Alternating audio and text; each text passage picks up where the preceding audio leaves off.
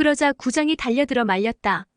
이 사람아, 진정하게 나란 일을 하러 온 사람을 그러면 넌 뭐야, 이 외놈 앞잡이 같은 놈 하면서 구장마저 던져버렸다. 조센찡 빠가야로 하며 칼을 뽑아들고 덤벼드는 순사를 구장집 대문간 옆에 세워져 있던 절구꽁이를 들고 이놈무 새끼들 다 때려 죽일 거야 하면서 달려나가니 주재소 순사는 꽁무니가 빠져라 하고 도망을 갔고 제명과 진규가 씩씩거리며 분을 못 사귀는 광국을 집으로 모시고 돌아왔다.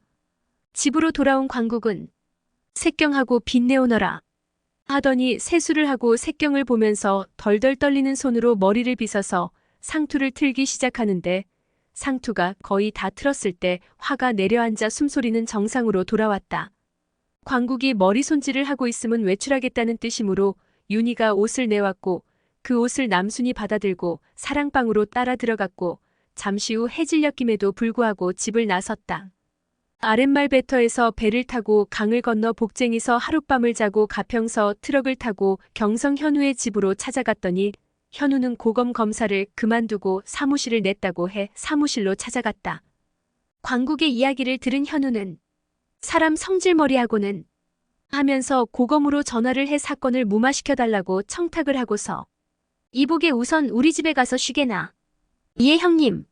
한편 간내오랜 황골지서에서 순사 2명이 광국을 잡으러 왔으나 출타했다는 말을 듣고 돌아오면 황골 물개주재소로 오라고 하시오. 하고 돌아갔다. 그날 저녁 퇴근해서 돌아온 현우가 일이 잘 마무리되었다는 이야기를 해주었다. 일종의 정관예우가 있었던 것이었다. 다음 날 아침 가회동 현우의 집을 나오는 광국의 발걸음은 한결 가벼웠다. 온 김에 쉬어간다고 청량리까지 전차를 타고 와 내린 광국은 마서까지 트럭을 타고 와서 너군의 고개와 가우시를 지나 광대울 고개를 넘어서 방골 사촌동생 형덕의 집에 도착하였다. 이른이 넘으신 작은 어머니께 인사를 하고 나서 사랑채에 나와 앉으니 당숙이 오셨다고 줄줄이 인사를 하는데 몇 해 전 장가를 간 형덕의 큰아들 진천은 아들을 낳았는데 형덕도 2년 뒤 막내 아들 진근을 낳았다는데 7살이라고 하면서 공손히 절까지 했다. 그리고 진천이 결혼식 때 옥춘을 빼앗아 진규를 울렸던 작은 아들 진필은 경성에서 공부를 하는데 잘한다고 하면서 입에 침이 마르게 자랑을 했다. 그렇게 사나흘을 묵어서 다시 마석에 나와서 트럭을 타고 가평에서 무쇠솥을 사가지고 돌아왔다. 그리고 노구솥을 떼어낸 자리에는 먼저 밥솥으로 쓰던 솥을 얹어야 해서 조금씩 넓혀서 솥저지에 얹어질 자리는 지폐, 진흙을 뭉쳐서 놓고 솥을 걸고 솥전 부근을 진흙으로 뺑 둘러서 바르고 새 솥은 닦아서 불을 떼면서 들기름 찌꺼기를 헝겊에 묻혀서 몇 번을 문질러서 질을 낸 다음 밥솥으로 쓰기로 하고 솥뚜껑도 밥이 되는 동안 기름 행주로 반짝반짝하게 질을 내면서 남수는 속으로 노구솥이 좀 작아서 많은 국을 끓이려면 넘고 보름에 한 번씩 깨진 기와를 주워다 돌로 찧어서 가루를 내어 집수세미로 닦아야 하는 게 영성가신 일이 아니었는데 윤희가 시집온 뒤로는 윤희가 했었는데 잘된 일이라는 생각이 들었다. 서로 말은 안 했지만 이심전심이라고 기름행주로 솥전을 열심히 닦아서 질을 내고 있었다. 간내올 사람들은 광국이 떼들어갈까봐 걱정들을 했지만 주재소에선 아무런 기색이 없었다. 그 일에 대하여 이야기가 돌아 광국의 외사촌이 고검검사라는 소문이 났다. 그러나 전쟁에 돌입한 일제의 갈취는 시작에 불과했다. 노대접, 노사발, 노뇨각, 노숟가락, 노젓가락까지 수탈을 위해 나무젓가락을 보급하면서 갈취해갔고 허울 좋게 군포에서 해방시켰다면서 목화솜까지 공출이라는 이름으로 빼앗아가 감춰둔 솜과 묵솜을 섞어 타서 이불에 두고 혹은 바지저고리에 두어서 입어야 했다. 그래도 이 땅의 안악들은 배틀을 놀리지 않고 삼을 심어 삼고 꼬리를 지어 삼배를 짰고 면바디는 묶어서 실렁에 얹어서 보관을 했다. 먹을 것은 빼앗아간 나머지 가지고 알아서 먹으라는 식으로 쥐어짜기 시작했다. 바야흐로 초금목 피해 시대가 시작된 것이었다. 어찌 식민지뿐이랴 침략해서 빼앗은 곳마다 그 지경이 되었다. 그걸 빼앗아다 자국의 국민을 윤택하게 한 것이 아니라 자국민도 전쟁으로 어렵게 지내야 했을 터인데 그걸 자각하지 못하고 황국신민이란 허울로 백성을 세계 제1의 국민이 된다는 달콤한 말로 전쟁을 지지하는 애국자를 양산해낸 것이다. 그걸 모든 전쟁광들이 내세우는 미끼로 여기에 현혹된 것이 자신과 다른 사람을 해치는 것인데 그래서 파시스트를 증오해야 하는데 말입니다. 1938년 9월 29일 독일, 이탈리아, 영국, 프랑스 수반이 모여서 이른바 미넨 회담이 개최되었는데 다음날 나치 독일에 대한 유화책으로 독일계 주민이 많이 살고 있는 수테텔란트를 체코슬로바키아를 배제한 채 나치 독일에 합병하도록 협정을 체결하였다. 체코슬로바키아가 이 회담에 참석하지 못했기 때문에 오늘날의 체코와 슬로바키아에서는 미넨 협정을 민헨늑약 체코와 MNICHOVSK GRADA 슬로바키아와 MNCHOVSK GRADA이라고도 불리며 프랑스와 체코슬로바키아의 동맹이 지켜지지 않았기 때문에 미넨의 배신 체코와 MNICHOVSK GRADA 슬로바키아와 MNCHOVSK GRADA이라고도 불린다. 그렇게 그 해가 저물어가고 있었다. 진명도 건강이 회복되었고 광국과 남수는 옥인과 용동이의 재롱을 보는 것으로 모든 시름을 잊고 지내고 있었다. 그런가 하면 무국의 명식이는 설을 쇠러 갔지만 대원이는 이틀을 걸어서 항구를 오가기가 어려워 설을 깨보름 쇠듯이 보낼 수밖에 없었다. 명식이 부강에 가서 설을 쇠면서 동생의 신랑감 이야기를 하니 그럼 추석 때 한번 데리고 오라는 어머님의 허락을 얻었다. 그리고 광산으로 돌아온 명식은 대원에게 이를 전하고 진짜 천암 매부 사이처럼 살갑게 지내게 되었다. 황골의 헤라는 그렇게 다로의 짝을 찾아 노력한 결과로 며느리를 보게 되었다. 결혼 준비에 들어가자 문제는 얼마를 나누어 줄 것인가에 집중이 되었지만 이 문제에 민감한 것은 철호가 아니라 성경이었다. 한 단마지기는 주려나 했지만 서마지기에 지나지 않았고 밭은 아예 주지 않았다. 그렇다고 철호가 따지고 들 형편도 아니고 성경이 헤란에게 아무리 어머님이 낳지 않았어도 너무 하시는 게 아니냐 했더니 헤란의 낯빛이 확 변하며 누구한테 그 말을 들었느냐 난 그리 생각한 적이 없다 며 정세살림을 나기 싫으면 여기서 살고 다로를 내보내겠다고 으름장을 놨다. 성경의 생각은 시어머니로부터의 해방이냐 재산이냐를 두고 근심을 했지만 답은 정해진 것이었다. 자신이 시집살이를 할 자신도 없지만 헤란이 속 보이는 으름장으로 해방의 대가는 너무 컸다. 맘은 욕심을 낼 수 없는 남편 철호의 처지를 자신에 대신할 수 없음이 한스러웠으나 방법이 없었다. 그래 열심히 사는 거야. 그래 내 부지런히 잘 살아 부자가 되리라 다짐을 했다. 그렇게 다로의 결혼식이 지나가고 차츰 시집을 오가는 횟수를 줄여나갔다. 그러나 이제부터는 풍파리를 해서 먹고 살아야 했다. 그래도 가을이 아니라 일을 할 수 있는 봄이어서 낫다고는 하나 보릿고개로 자식이 셋이나 딸려 있으니 동네 일이란 일을 빠짐없이 얼굴을 내밀었다. 그리고 농번기로 접어들 무렵 진우는 철도 공사가 마무리 단계에 접어들어 집으로 돌아왔는데 방아리의 규수와 혼담이 오가고 정혼이 되어서 가을에 결혼식을 올리기로 했다. 윤희는 둘째 아들 영동이를 낳았다. 그리고 7월 25일 경춘선 기차가 개통되었다. 그 무렵 간내울에는 모래로 강을 막는다는 소문이 났는데 시멘트가 무엇인지 잘 모르던 때로 바로 8월에 청평댐과 화천댐에 착공식이 있었다. 그해 여름 용동이가 학질에 걸려서 하루거리로 아파서 남순이 김치와 호박잎 등을 넣고 죽을 쑤어 안방으로 건넌방으로 찾아다니면서 새 구석에서 며느라기 라고 외치며 첫 번째, 두 번째 구석에서는 찾아다니는 신용만 하고 죽을 조금씩 버린 다음 그리고 방의 세 번째 모퉁이에서는 며느라기 여기 있구나 하면서 죽을 조금 버렸다. 그러고 나서 바늘에 색시를 꿰은 다음 바늘은 헝겊에 꽂아두고 이를 용동의 머리에 두르고 덤불에 있는 덤불 할미와 덤불 아가씨를 찾아갔다. 그리고 찔레넝쿨이 우거진 밭 가장자리 돌담불 3개를 찾아다니면서 담불 아가씨, 담불 아가씨, 담불 아가씨라고 부른 다음 세 번째 담불에서는 담불 할멈 며느라기 골무 가르쳐서 꼭 잡고 있어라라고 외친 뒤 바늘을 끈 헝겊은 담불에 두고 집으로 돌아오는 며느리 볶음까지 했지만 소용이 없었다. 그러다 광국이 가평장에 갔다가 금계랍 키니네 몇 알을 사왔는데 쓰기가 소태맛이어서 몇 번을 토해서 윤희가 김치 껍질을 얇게 벗기고 그 안에 싸서 삼키게 해서 넘기게 하는 우여곡절 끝에 약을 몇 차례 먹여서 나았다. 그 후부터는 집에 금계랍이 떨어지지 않게 상비약으로 항상 비치해두게 되었다. 그런가 하면 구라파에서는 8월 22일에는 독일이 소련과 불가침 조약을 체결하면서 나흘 뒤인 27일에는 최초의 제트기 시험 비행에 성공을 했고 나흘 뒤 9월 1일 나치 독일을 폴란드를 침공하면서 제2차 세계대전이 시작되었다. 이틀 뒤 9월 3일 영국과 프랑스는 폴란드를 침공한 독일에 선전포고를 하였고 9월 17일에는 소련도 폴란드를 침공했다. 무국의 명식은 대원에게 이번 추석에 황골에 가지 말고 자신과 함께 부강에 가서 우리 아버지와 어머니를 뵙고 인사를 드리러 가자고 했다. 그래서 황골에 편지를 보내올 추석은 같이 일하는 사람과 함께 그의 누이 동생을 선을 보러 가기 때문에 못 간다고 편지를 띄웠다. 편지를 받은 덕팔과 진경을 섭섭했지만 한편으론 반갑기 그지없었다. 짝을 제대로 찾아주지 못했는데 짝을 찾아가는 아들이 대견하였다. 그렇게 추석이 다가와 대원은 명식을 따라 부강에 가서 명식의 부모님을 만나 뵙고 선이라는 것을 보았다. 명식의 동생 영숙이는 뛰어나게 예쁘지는 않았지만 첫눈에 반했다.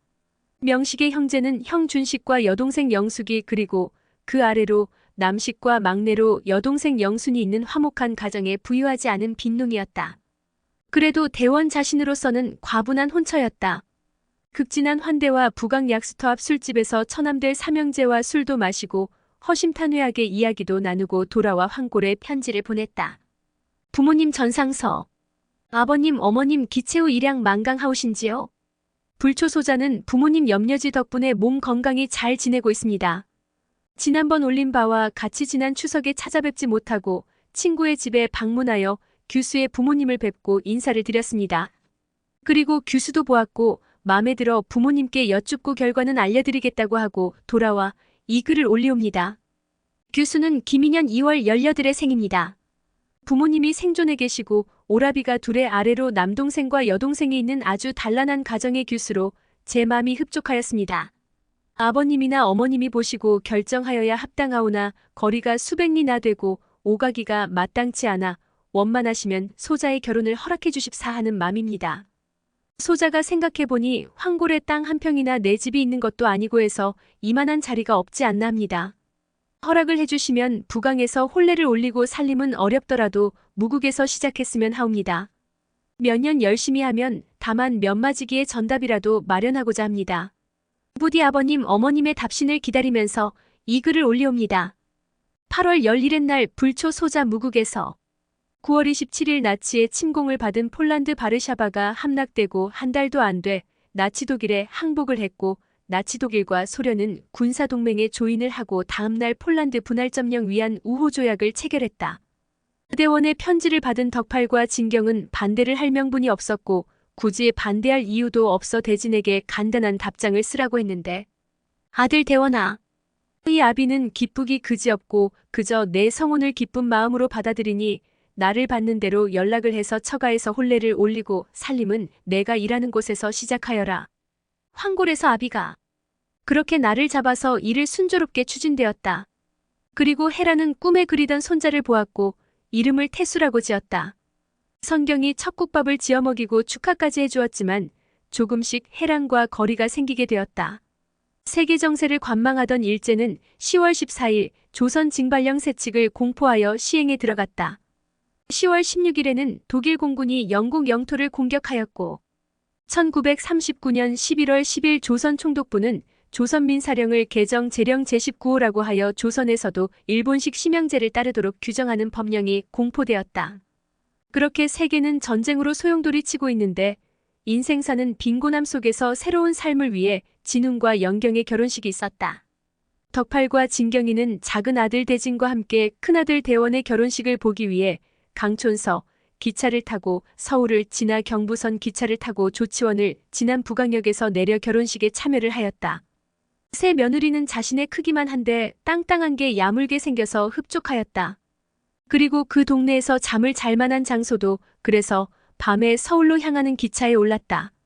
그날 밤으로 기차는 달려서 새벽에 남대문역에 내려서 세 식구가 국밥으로 조반을 먹고 성동역에서 기차를 타고 강촌에 내려서 소주고개를 넘어서 집으로 돌아왔다. 그렇게 대원이 장가를 간 것은 이모 성경이와 일부 몇몇만 알고 넘어갔다. 대원은 처가에서 사흘을 보내고 밤기차를 타고 새벽에 성원에 내려서 하루 종일 걸어서 무국에 미리 얻어놓은 셋집에서 신혼에 들어갔다. 그렇게 명식과 대원은 처남 매부가 되어 무국에서 자리를 잡고 살고 있었다. 그런데 명식의 처남 영철이가 광산 일을 하겠다고 무국을 찾아왔다.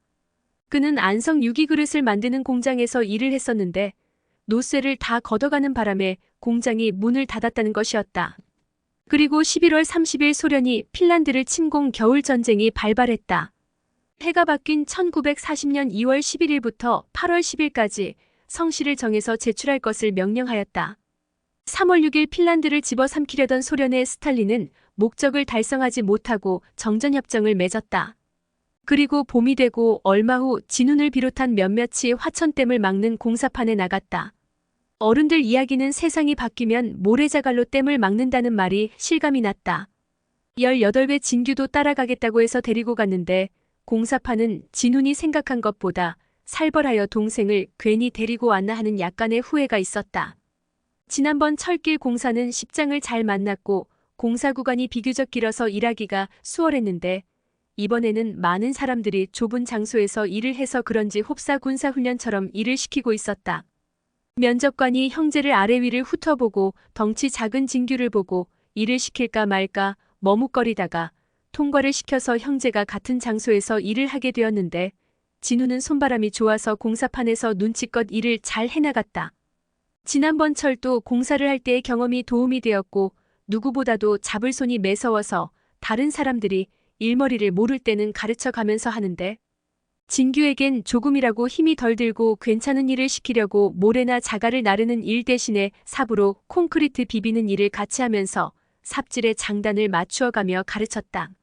일은 먼저 기찻길 닦을 때보다 가혹하게 시키는데 우리의 풍습은 일을 할 때는 참참히 참을 먹어가며 일을 하고 그 중간중간에 일손을 놓고 담배를 피우곤 했는데 그런 게 없이 계속 일을 시키려고 들었다.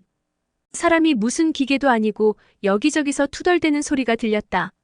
더구나 황갈색 탱크 바지에 말 장화를 신고 색안경까지 쓴 도십장이 위압적으로 돌아다니며 일을 감독하는데 그자가 멀리서 보이면 사람들은 서로 눈치를 보냈고 열심히 일들을 하는 척했지만 그도 사람인지라 그걸 모를 리 없었다.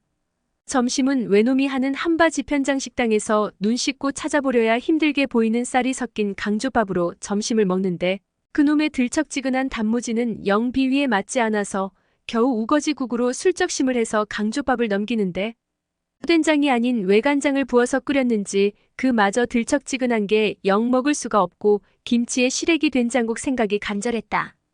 그래도 다른 사람들보다 진웅과 진규는 강조밥을 많이 먹어보아서 그런지 그런 대로 먹을 수 있었다. 겨우 점심을 먹고 쉬면서 담배를 한 대씩 피우면서 이야기를 들어보니 비계공과 콘크리트공은 좁쌀 한 포, 질통꾼은 7르포, 강가에서 자갈 모래를 모으는 사람들을 반포값을 주는데 하루밥값이 좁쌀 3되값이라고 했다. 그렇다면 반포에서 3되를 빼고 나면 겨우 4되값밖에 되지 않는데 그마저도 벌어먹으려고 오는 사람이 있는가 하면 굶으면 굶었지 하는 사람도 있겠지만 대개는 입 하나라도 덜려는 욕심에서 일을 하러 온 것이었다. 그러고 보면 진운이 눈치 빠르게 진규에게 시멘트 비비는 일을 가르친 게 주요했다.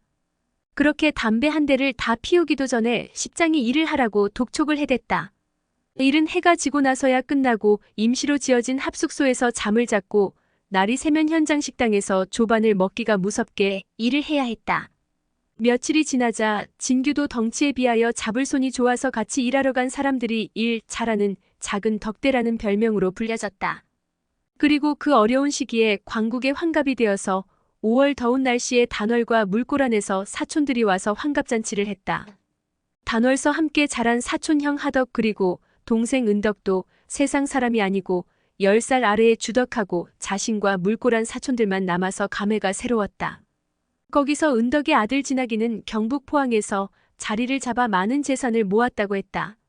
4월 9일 나치 독일은 덴마크와 노르웨이 침공에 이어 5월 10일에는 베네룩스 3국을 공격했다. 5월 20일 나치가 아우슈비츠 수용소를 만들고 21일에는 불로뉴를 점령하여 영국군과 프랑스군을 분리시켰고 6월 10일엔 노르웨이가 독일에 항복을 했다. 6월 14일 나치 독일이 파리에 진주했고 23일엔 아돌프 히틀러가 파리를 방문했고 7월 10일엔 프랑스 남부의 비시 정권이 수립되었다. 8월 11일 동아일보와 조선일보가 조선 총독부에 의해 강제 폐간되었다. 8월 12일 독일이 영국 본토 공습을 개시하였다. 9월 13일 이탈리아의 베니토 무솔리니가 이집트를 침공했다.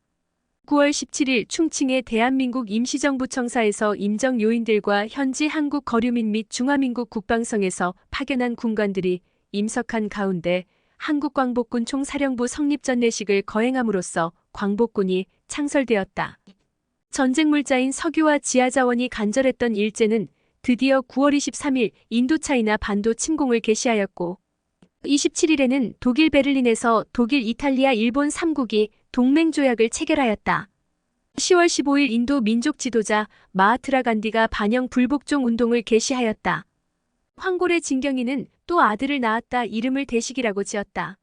날씨가 추워지고 날씨댐 공사도 중단되어 진훈과 진규가 간내울 집으로 돌아오고 그 애가 저물어갈 무렵 영경에게 산통이 시작되었는데 좀처럼 아이가 나오지 않아 진규가 가경자 한약방에서 약을 지어왔는데 약을 들여다보던 남순이 화가 나서 이놈의 늙은이가 사람을 잡으려 하네. 어디 산모에게 패독산을 지어보네 하면서 진규야 진규야 하고 진규를 불러 앞장서라. 이놈의 주부 늙은이를 그냥 하면서 심리가 넘는 가경자에 달려가 지팡이로 의원 마룻바닥을 치면서 호통을 쳐대서 의원이 나와서 잘못했다고 한참을 빌어서 집으로 돌아왔다.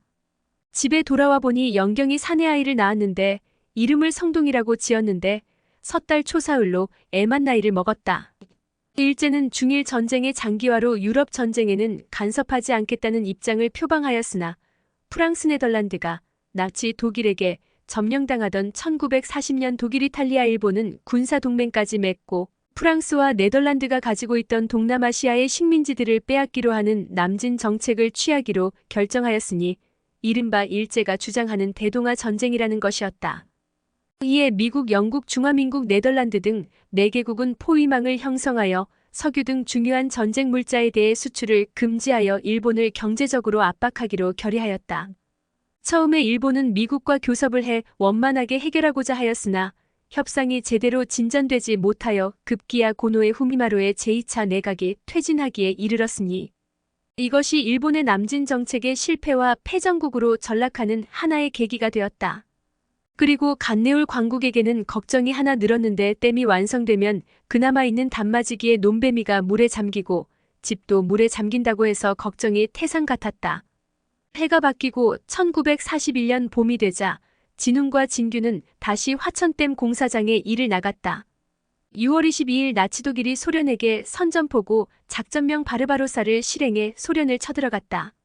9월 3일 나치 독일은 아우슈비츠 수용소서 유대인 독가스 학살 시작했고 9월 8일 나치 독일이 소련의 레닌그라드 공격 시작 9월 14일 나치 독일군 소련 레닌그라드 교회로 진격 레닌그라드 공방전 9월 16일 조선 총독부 중등 이상의 학교 남녀 학생들에게 학교 총결대 결성을 지시하였다. 10월 2일 독일군 모스크바를 포위하고 총공격 개시 모스크바 공방전이 포위는 900여일간 계속되었다. 10월 18일 도조 히데키가 일본의 총리에 취임. 11월 26일 헐 미국 국무장관이 일본에게 대륙 침략에서 손을 떼도록 최후 통첩을 내렸다. 같은 날 야마모토 이소로쿠 대장 휘하의 일본 해군 연합함대가 진주만 공격을 위해 일본에서 출발하여 12월 7일 미국 하와이 진주만을 기습 공격하였다. 그리고 무국의 영숙이는 아들을 낳아 대원이 경식이라고 이름을 짓고 입이 한 방만큼 벌어졌다. 그런가 하면 진훈 진규 형제는 날씨가 추워지자 간내울로 돌아왔는데 마침 가평에 큰 구경거리가 들어왔다는 소문을 들은 진규가 싫다고 하는 남순과 함께 강을 건너 30리가 넘는 길을 걸어 구경을 갔다. 서커스와 쇼를 겸비한 유랑극단이었는데 남순으로서는 경이로운 세계였다. 손녀딸 같은 처녀애들이 외주를 타서 온몸을 움찔하게 하더니 그네의 다리로만 거꾸로 매달려 그네를 타는 것도 아찔한데 다른 처자가 그 처자의 손을 잡고 그네를 타다 놓쳐서 간을 떨어지게 하더니 다른 그네에 거꾸로 매달려 그네를 타는 사람의 손을 잡고 매달려 그네를 타 남순의 가슴을 졸이게 하였다. 중간중간 재담을 할 때에는 웃음이 나왔지만 마지막으로 외줄에 나란히 제비처럼 앉아서 강남달이 밝아서 이미 놀던 곳 구름 속에 그의 얼굴 가려졌네. 물망초 핀 언덕에 외로이 서서 물에 뜬 이 한밤을 홀로 세울까? 멀고 먼 임의 나라 차마 그리워 적막한 가람 가에 물새가 우네. 오늘 밤도 쓸쓸히 다른 진혼이 사랑의 그늘 속에 재워놔주오. 강남에 다리 지면 외로운 신세 부평에 잎사귀엔 벌레가 우네. 차라리 이 몸이 잠들리로다 이미 절로 오시어서 깨울 때까지. 라며 노래를 불렀다. 그 노래를 듣던 남순의 두 눈에는 눈물이 주르르 흘렀다. 이에 진규야, 저 불쌍한 처자 돈 주고 사가지고 가서 막내 며느리 삼자. 어머니 저 처녀들 돈 엄청 벌어요. 돈을 벌어도 그렇지 저렇게 추운데 혹겹만 걸치고 너무 불쌍하지 않니 데리고 가자. 어머니 노래 끝나면 뒤에 가서 좋은 옷 입고 잘 자요 걱정하지 마세요. 하면서 만류를 해야 했다. 그리고 걸어서 집으로 오는 길에 복쟁이 나루터에서 배를 기다리며 강가에 나란히 앉아 쉬는데 강 건너 산등성이 소나무 위에 앉아있던 백로가 훨훨 날아오르고 있었다. 진규야. 예 어머니. 나는 죽으면 새가 되고 싶다. 새처럼 훨훨 날아다니면 얼마나 좋을까? 진규는 아무 말 없이 묵묵히 듣고만 있었다. 난 죽으면 꼭 새가 되고 싶다. 넋두리 같은 이 말은 남순이 힘든 고비를 지날 때마다 먼 산바라기처럼 하염없이 흘러가는 강물을 바라보며 하던 말이었다. 그런가 하면 영경이 성동의 엉덩이를 때렸다가 남순에게 호되게 꾸중을 들었다. 내 새끼라고 내 마음대로 손을 대. 어디 더 때려 어서 더 때려라. 하면서 야단을 쳐서 영경이 눈물을 흘리며 아이고 어머니 잘 못했어요. 하면서 한참을 빌어야 할 정도를 엄격했으며 집안의 어른으로서 장악을 하고 있었다. 12월 25일 일본군은 영국령 홍콩을 점령해버려 영국은 발뒤꿈치를 단단히 물린 꼴이 되었다. 그 해가 저물어갈 무렵 광국은 그나마 호구지책으로 삼던 놈 면마지기가 수몰이 되게 되어서 같은 동성동본의 성씨를 가진 집이 서너 되는 한 골로 이사를 해야 했고 이사를 하는 김에 진훈이도 집을 구입해 따로 살림을 났다. 이사를 하고 보니 한 10리 정도 떨어진 가재골에도 두서너 집이 있다고 들었다.